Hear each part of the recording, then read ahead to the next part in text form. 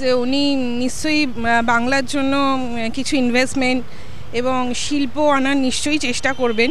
আমার পক্ষ থেকে ভালো মনে হয় না। বিনিয়োগ যদি আনতে পারেন ভালো, আসবে না কেন? পজিটিভ থাকবো সবসময়। আমার মনে হয় কিছুই আশা করা যায় না, হবে বলে তো আমার মনে হয় না।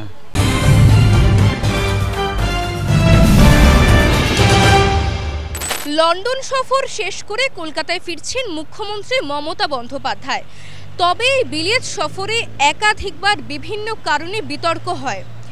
তবে আজকে বিতর্কে যাব না, আমরা জেনে নেব জনসাধারণ কি মনে করছেন।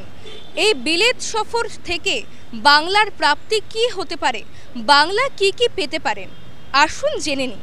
মাননীয় মুখ্যমন্ত্রী লন্ডন সফরে গেছেন, আমরা সকলেই একটা আশাবাদী যে উনি নিশ্চয়ই বাংলার জন্য কিছু ইনভেস্টমেন্ট এবং শিল্প আনার নিশ্চয়ই চেষ্টা করবেন।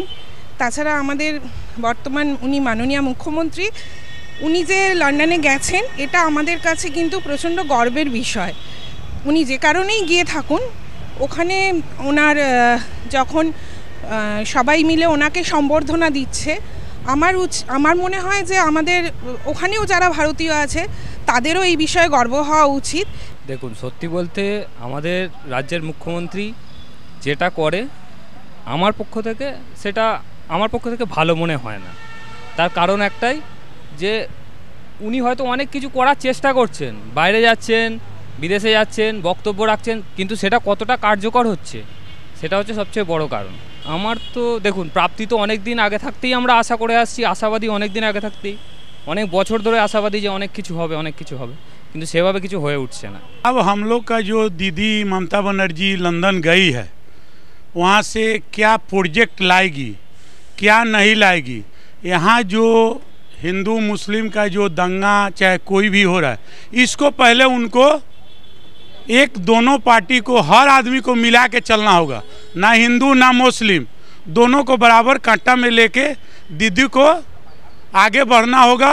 और बाहर से जितना भी आप प्रोजेक्ट लाओ बंगाल के अंदर, कारण कि बंगाल के अंदर में अभी कोई प्रोजेक्ट नहीं है। जो भी है, जूट मिल है, जो कारखाना है, फैक्ट्री है, वो कुछ यूनियन का करते बंद हो रहा है।